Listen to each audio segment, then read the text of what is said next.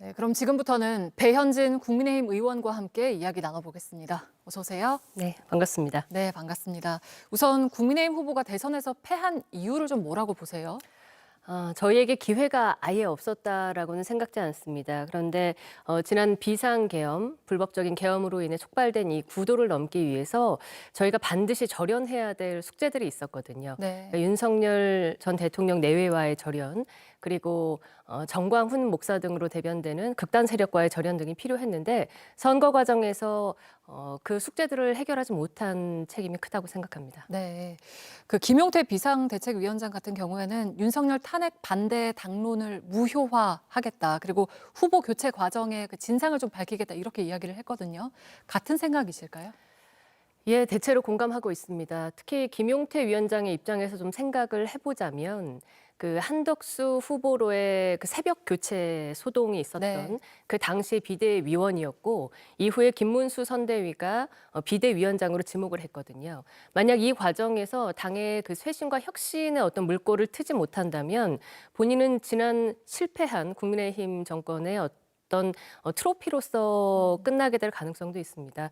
그래서 여러 가지 고민 끝에 지금 혁신의 어떤 기치를 들고 나온 것 같은데 네. 잘 이뤘으면 좋겠습니다. 예. 네, 그 김용태 위원장은 지금 임기가 이달 말까지잖아요. 예. 근데 이야기를 하기를 9월 초까지 전당대회를 치르도록 준비를 하겠다라고 했어요. 이제 내일 의원총회에서도 이걸 놓고 좀 격론이 오갈 것으로 보이는데 어떤 생각을 좀 가지고 계세요? 사실 김용태 위원장과 함께하는 그 비대위원들, 그러니까 의결 기구가 해체된 상태이기 때문에 녹록지는 않은 상황입니다. 네.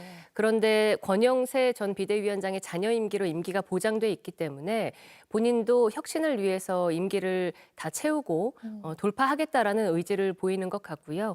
9월 초까지 전당대회도 저희는 이제 대다수 많은 의원들이 마음으로 공감하고 있다고 생각을 해요.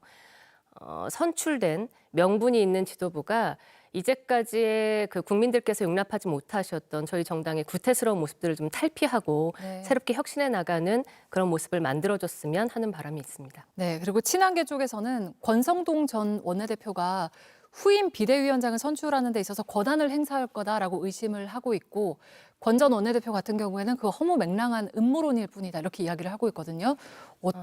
어느 정도의 좀 신뢰가 있다고 보실까요? 뭐 이유 없는 결과는 없지 않습니까? 그동안 이제 전 원내대표의 행보가 가장 국민들께서 충격을 받으셨던 것이 새벽에 그 국민의힘의 당원 당규를 완전히 무시하고 당내 민주주의를 희화화시켰던 새벽 그 후보 교체, 네. 저희가 쿠데타라고 표현했죠. 이런 전에 어떤 행보들이 있었기 때문에 원내대표를 물러나는 과정도 굉장히 깔끔하지 못했습니다. 그래서 이후에 포석을 어떤 것을 노리고 있지 않냐라는 그런 이야기들이 주변에서 많이 나오는 것 같습니다. 다 본인이 자초한 일이죠. 네, 그리고 16일에 차기 원내대표를 뽑는다고 하는데 이 자리에는 뭐 친윤계 인사들은 뭐 원내대표 후보라든지 당대표 후보로 나서면 안 된다고 좀 생각하나요? 당연히 그렇습니다. 네.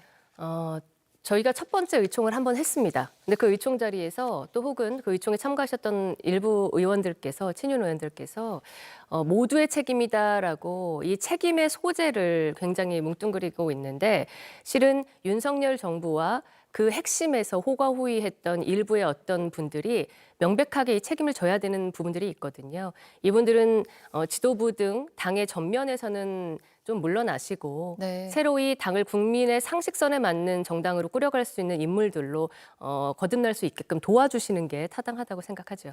네, 김문수 전 후보 같은 경우에는 최근에 뭐 운동하는 영상을 올린다거나 아니면 현충원에 간 그 비공개 일정을 공개를 한 걸 보면 당권에 도전할 가능성도 있을 거다 이런 얘기가 나오고 있는데요. 이 부분은 좀 어떻게 생각하세요?